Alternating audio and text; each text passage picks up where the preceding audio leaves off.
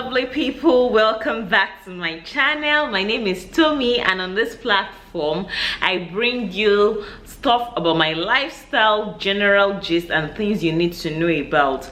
Okay, so today's video, and I've spoken about this in a previous one. I never knew I was going to be doing this kind of videos, but these are the kind of things that I've been getting a lot of on my Instagram page. My Instagram is the Tommy Adenuga, by the way, and I just thought that I shouldn't just keep this to myself because it's kind of like overwhelming when I have to like respond to people like one-on-one. Like if I'm saying the same thing to the same people over and over again, it's kind of like overwhelming. So I thought to bring this video because apart from me even doing that, I don't mind, but I felt like, okay, so if one or two people are asking me about this thing, that means that some other people might also be interested and they don't know me. So I was like, okay, let me just share it on a larger platform just in case somebody might be interested. So side hustles you can do while you're in the UK. It's no secret now that a lot of people are traveling out of the country, and most people are looking at the UK to migrate or to settle in. I am in Lagos, Nigeria, by the way, but UK is like my second home. I have almost all my family, my maternal family stay there, my mom's sisters, like everybody. Like UK is like home for me. So I speak from the experience I have with people staying there, and with when I visit, I go there like back and forth because of course it's home for me. So that is how that is from the experience I'm like getting this from, and from people around me that I have observed as well. So these are people that I have stayed with. I know what they're doing. Like I have all these people that's like on my phone and all that, and I know what they do. So if you want to do a side hustle in the UK, these are the things you can do. And we all know the way the world is now. It's not only in Nigeria that things are expensive. Inflation is global. It's just that some communities are managing it better than some other communities. It's not so bad in some places. In some other places it's really bad. So and bad is relative. While some people are smiling, some people are like crying, or some people are like wondering what is going on. And this is a time when one job might not cut it anymore. One job for both partners, like for husband and for wife, might not cut it anymore. These days people are taking up other side hustles they can do. So this is even for you if you are planning to migrate. Like let's say it's in your dream and it's one of your goals come 2023. This is something you should have at the back of your mind, because guys, let's face facts, things have changed. Things are changing. Gone are the days like my mom, like I said, my family stay in the UK, and like these are the conversations we have like every time. Like my mom is in the store and she's telling me that, oh, this jar of oil or this gallon of oil I bought for £4.50 is now £6.80, and it's like that. Things have changed. Everything is increasing. It's not only in Nigeria. So if you have a good job, yeah, it's good. You might not need a side hustle, but these days the bills are like climbing so high. Another thing I know that most people complain about in the UK is the electricity bill. Like they are really complaining, or energy bill. I hear like it has really increased. Even my friends that have kids, that on a normal day all around the year, when it is winter, they switch on their heater all around like 24/7.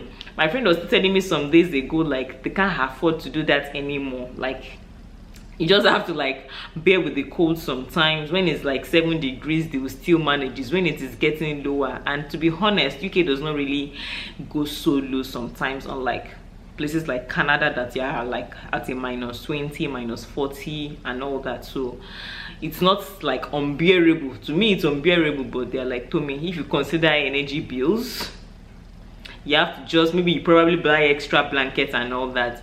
Guys, I don't want to like divert from the crux of this matter. So the issue now is like things are on the high. So what can you do? Well, number one side hustle I will tell you to do is to start. It's like what's it called? It's like a cliche. It's like you can start a YouTube channel, just like what I'm doing. You can start a YouTube channel. Almost everybody has a YouTube channel now. I know the market is saturated, but it's 50-50. What What if you make a living out of it? What if you start making a lot of money from it? The thing I'll tell you is that the same YouTube, I'll be honest guys, I learned how to do everything on YouTube. I was passionate about it. I watched a lot of people and I started the journey myself. Like, okay, I learned how to edit on YouTube. I learned the kind of camera I can get. Like I tell people, I may not be able to help you a lot if you come to my DM and say to me, teach me and all that, because everybody is overwhelmed. I have like 7 jobs I do at the same time. Yes, so, and family is there too. I have a baby, I have a toddler and all that. I have a husband. So you might be overwhelmed and inundated, so it might not be easy. And because I couldn't get anybody to help me, I also went to YouTube to learn everything I wanted to. So whatever thing you want to learn is actually online. Just pick up your phone, do a lot of research online. The right resources are actually online. You might not get a lot, but it's something, and it's like a good place to start. There are free courses, Udemy, like Google has a lot of courses. If you are looking at going the digital route, you don't even need to pay. Most of these things are like actually free. And talking about courses, you can even like do like all these Google certified courses and call yourself a certified digital content creator. So you can even use that to like upgrade your skills and even start using that to apply to companies that maybe as a freelancer or something like that. Just look for how to like hone your skills better and like use that and to start your second hustle. So online is one. Online actually is like verbose. Online has a lot. Like you might be a digital content creator, you might be writing for people, you might be editing, you might be and thank God for Wi-Fi now. Like you might be somewhere in Nigeria and you can be doing stuff for people like across miles away. It doesn't have to be like in your in your primary community. It can be anywhere and still do this thing. So one is online. Another thing you can do, like I'm doing this specifically for those in the UK because these are the people that came across to me. You can actually do with cooking. I know someone that actually said, I have a cooking blog by the way, but this person didn't even get this information from my cooking blog. She got it from someone else that I know very well, and she was like, she has made a lot of money baking meat pies in the UK. So I know in UK meat pie is not something, unlike Nigeria here, that you can crave meat pie, you crave gala, you can go to any like fast food restaurant, you get it. Sometimes I know how to bake meat pies, but sometimes I look at it like it's so stressful though. The stress and the time it will take me. I've gone across somewhere and I've bought like 10 meat pies. Do you get? But it's not the same thing in the UK. You can't just go anywhere and buy meat pies. I'm not sure if they said it like that. I've not seen any store that they said it, apart from like third-party people that make it in their houses. It's not, meat pie is not something that you readily find in like restaurants and all that, or all these fast food places. You will find pizza, you'll find the English pie, you'll find a lot of cakes, you'll find other pastries, you'll find croissants, but the Nigerian meat pie is not something you readily find.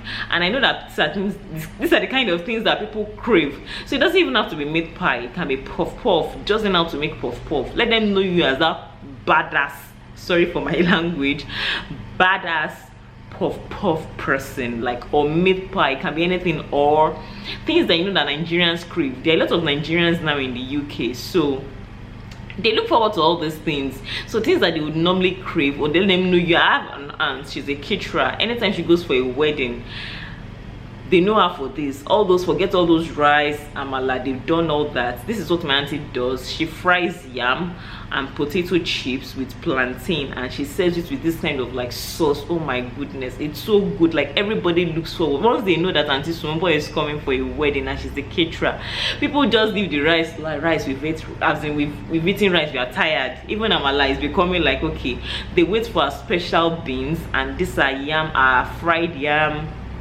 with potatoes and like the special sauce. So let them know you are that as that caterer that has that thing. Do you get? And it's UK is like it's like Lagos for me. It's strict, but it's not so strict. Once you are asked around about, okay, what are the laws that guide like cooking, doing all those things, it's easy for you to do it. You just do your proper research and you can start from there. Another thing you can do is tailoring. Some days ago my mom was telling me that she wishes she has a sewing machine with her, that she wanted to, just because my mom is about the same height as I am, so most of the trousers she wears, and she doesn't like anything that can make her trip. She's elderly, of course, so for me, I like when my clothes sweep everywhere. I like long stuff. We wear almost the same size. I'll buy a pair of trousers for her and she'll tell me that, I can't wear this one, it's too long for me. So we always look for how to cut it. Do you get? So we tailor it for that. All my mom's clothes, almost all my mom's clothes are like that. So even when she's buying something from the store, she always like has to cut it so that it will be well suited for her. And sometimes when she's coming to Nigeria, she will bring it all the way. Do you get? Because it's expensive. You will make money. People that know how to do tailoring are making money. She said she wanted to just like hem one of her pants trousers. On a normal day, it used to be like £4 or something. She said she went there and they told her that it was like £8. She was like, I've even used it to buy another pair of trousers. And what kind of thing is this? She was complaining bitterly. So this video is two ways. Number one, know how to do these skills. Number two, learn how to do it so that I can make money from people. If my mom does not have a choice, she will pay that £8 she's talking about. So it's not even about you using that money to buy a new one. She can buy multiple, but she can't wear long pants because it's not just a thing. She can't wear it for several reasons. She's elderly, and if it's too long, it doesn't just even look good. So she always has to like hem it in or cut it or something. So like, okay, for this one, it's two ways. So even if you're looking for how to migrate, learn all the skills so that you don't have to pay. And if you are the one that has the knowledge and the skill, please do it so that you can start collecting your money. By the time you do how many in one day, that's some money, and let people know this is what you do. You can announce your WhatsApp contact, announce in church. That's how people also get by. People know you. Exactly. When you have a community, let them know you for something. Let them know that you are the person that bakes meat pies, you make very good jollof rice, you make puff puff and all that. Another thing that you can do, of course, in the same vein, is hair. Let them know you for hair. So it's also the same thing. It's either you have the skill or you're paying someone. If you want to have a side hustle, you can learn how to make hair, no matter how small. Even if you can't make like the very difficult ones, you can learn wig making. I learned how to make wigs. This wig on my head, I learned it. I'm in Lagos, so but I learned how to make wigs myself. You can learn how to make little kids hair. You can like carve out a niche for yourself. You can be like, for little girls, you can do like natural hair. Most people have natural hair now, so let them know you for that natural hair person, that kind of thing. You can also do some cargo business, like back and forth now, and cargoing is like a very big business now in Nigeria.